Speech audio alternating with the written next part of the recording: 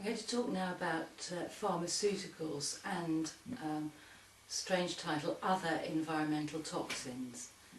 As far as pharmaceuticals are concerned, I think there's a big fault within the conventional medical model, and that is that it seeks to treat symptoms of disease as opposed to find out what's causing those symptoms and deal with them before they arise. So for example, if you're not feeding a dog properly, then you're going to get diseases of malnutrition. The veterinary system doesn't appear to be looking at that.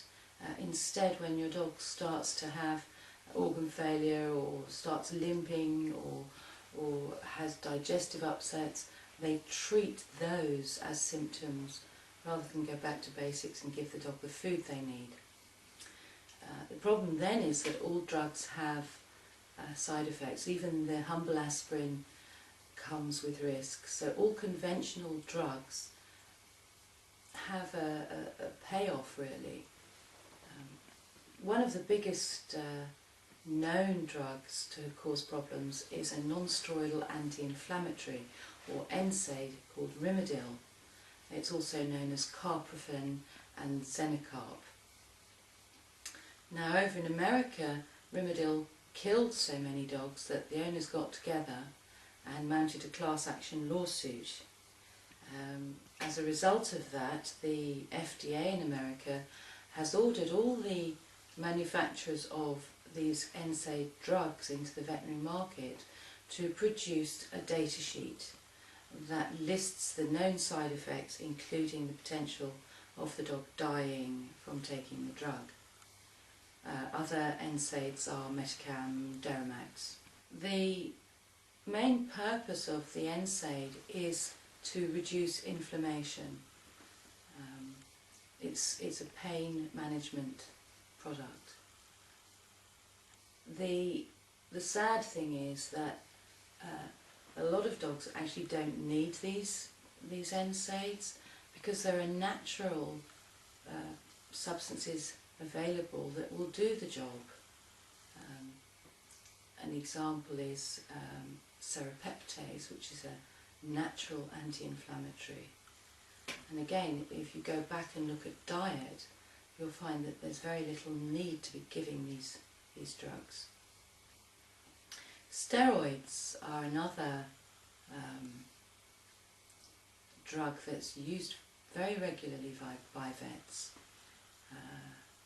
They are also anti-inflammatory. The problem is that steroids can cause joint damage, they can induce osteoporosis, they can suppress immune function, they can deplete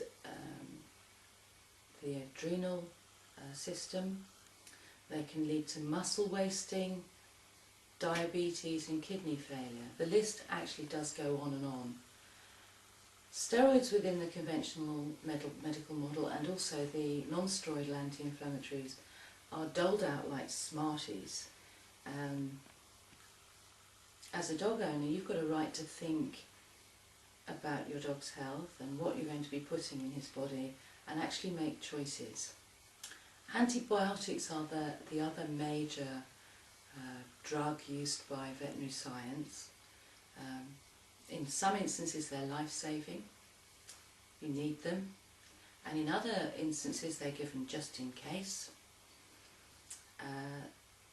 The side effects of antibiotics include allergies, anaphylaxis, which is a massive allergic reaction to the antibiotic, which can actually lead to death. Antibiotics can of course cause sickness and diarrhea. They can lead to the formation of kidney stones, blood disorders, colitis, and abnormal blood clotting.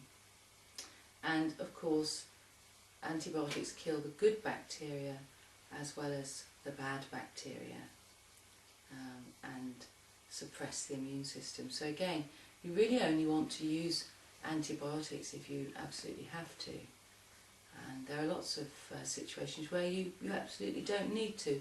Again, there are natural plant substances and other products on the market from nature which come without the side effects and also do the job. Then we get on to flea control and worming products. Now I'd just like to say that dogs who are fed naturally very rarely get fleas. Very unusual. The reason is that these parasites are looking for individuals with unhealthy immune systems. And if you're feeding a natural diet, you've also got nutrients within the body that repel fleas. They're just not interested. Flea control products contain harmful chemicals. If you knew what was in some of them, you'd be appalled. They can cause cancer, liver and kidney damage, allergies, birth defects, thyroid damage, immune suppression. You know, even the ones that claim to be safe, we get reports of dogs who've had adverse reactions to them. So, you know, just feed some real food to your dogs, and that's going to take you a long way towards not needing flea control products.